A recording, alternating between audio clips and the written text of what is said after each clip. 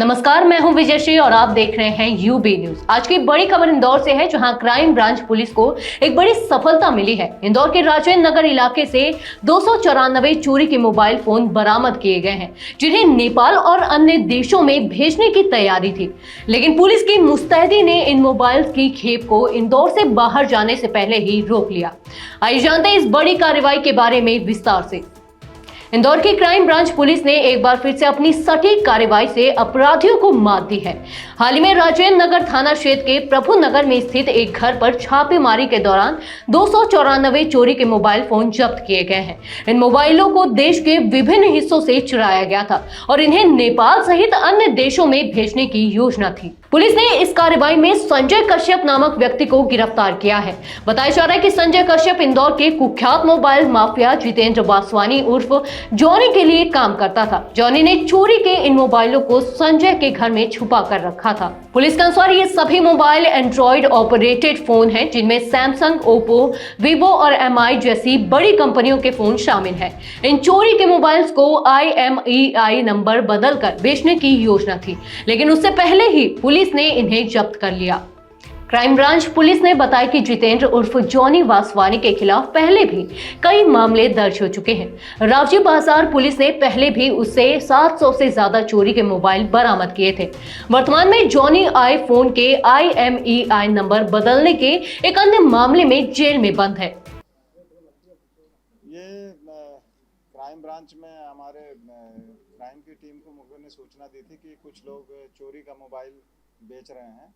उस सूचना के आधार पर जब दबिश दी गई तो लगभग 294 मोबाइल उसके कब्जे से बरामद किया है और अब इसका परीक्षण किया जा रहा है कि ये 294 मोबाइल वो कहाँ से चोरी किए थे। इस संबंध में भी प्राथमिक तौर पर हमने BNS 106 BNS के तहत मुकदमा अभी दर्ज कर रहे हैं अपने थाने में और अब इसका पता लगाएंगे। जो प्रारंभिक पूछताछ से जो जानकारी मिली है उसमें ये मिला है कि ये लोग नेपाल के रास्ते वहाँ नेपाल ले जाते थे अपने यहाँ से, इंदौर से, और फिर चूँकि वहाँ के नेटवर्क को डिटेक्ट करना मुश्किल होता है, इसलिए वहाँ ये मोबाइल सेकंड हैंड भेज देते थे और प्रत्येक मोबाइल जैसी जिस स्थिति में रहती थी उस स्थिति के हिसाब से ये भेज देते थे। अभी इसमें 2 आरोपी हैं, एक आरोपी इसमें पकड़ा गया है और दूसरा इसमें फरार हो गया है। जो पकड़ा गया है उसका नाम संदीप कश्यप है और जो फरार है उसका नाम जितेंद्र वासवानी है। तो ये जो फरार आरोपी है उसको पकड़ने के लिए भी हमारी टीम लगी हुई है और हमें उम्मीद है कि हम और भी मोबाइल उससे रिकवर करेंगे। नेपाल के रास्ते इनके नेटवर्क हैं और उसके ये पूरा नेटवर्क जैसे ये जो ले आए हैं मोबाइल, ये मुंबई से लेके आए हैं ज़्यादातर और अन्य प्रांतों से भी जहाँ चोरी हुए हैं। और ये इंदौर के रास्ते फिर नेपाल में भी इनके अन्य लोग हैं। जो एक मुख्य मुलजिम फरार है इसमें, उसकी जानकारी में है कि वो नेपाल में किस व्यक्ति को देता था, तो अब इसलिए उसको पकड़ेंगे तब आगे का नेटवर्क और क्लियर है।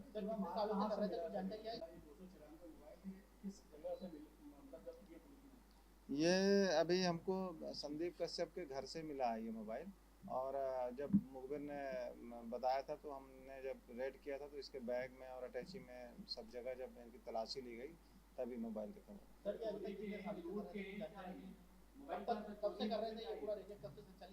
ये इसके पहले भी ये जो मुख्य आरोपी है इसमें जितेंद्र वासवानी, ये 2-3 बार बहुत सारे मोबाइलों के साथ में पकड़ा गया है और ये तीसरी बार, जहाँ तक मुझे अभी बताया गया, तो तीसरी बार ये इस तरह के मोबाइल चोरी में ये पकड़ा गया।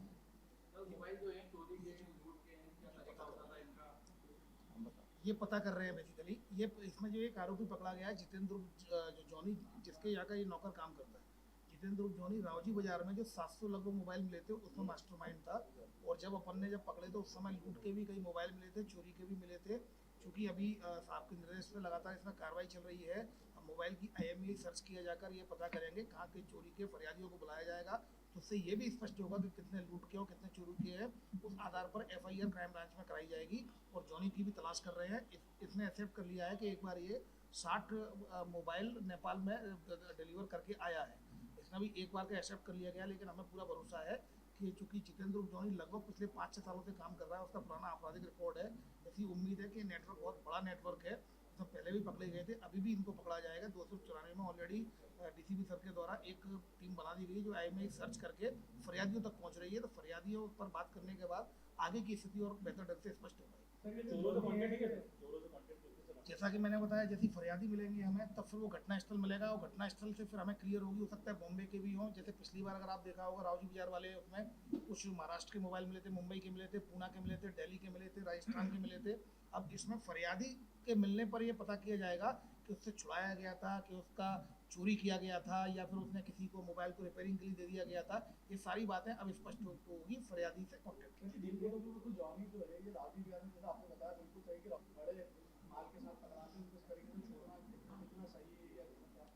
ये क्राइम ब्रांच चूंकि ऑर्गेनाइज क्राइम पर काम करती है, तो हम चूंकि इसमें अभी अगर हम जितेंद्र के लिए लगातार टीम तो लगी हुई है, और इसमें जैसी फरियादी मिलेंगे तो फरियादी के आधार पर FIR होंगी, तो उससे जॉनी के खिलाफ और FIR की जाकर उसको फिर जेल भेजने की प्रक्रिया अपनाई जाएगी। पर ये डिपेंड करेगा कि किस तरह के मोबाइल अगर लूट में यूज हुए हैं, चोरी में यूज हुए हैं, कितनी FIR होती हैं, उसका आपराधिक रिपोर्ट लगाकर उसको जॉनी के खिलाफ कड़ी कार्रवाई की जाएगी। इस समय पुलिस जब्त किए गए मोबाइलों की पहचान कर रही है ताकि इन्हें उनके असली मालिकों तक वापस पहुंचाया जा सके।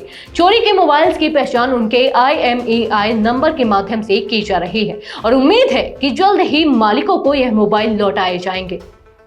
तो ये थी आज की एक बड़ी खबर। इंदौर क्राइम ब्रांच की सटीक कार्रवाई से एक बार फिर से मोबाइल माफिया की बड़ी साजिश नाकाम हो गई है। आप UB न्यूज के साथ जुड़े रहिए, हम आपको देश विदेश की हर छोटी बड़ी खबर से लगातार अपडेट करते रहेंगे।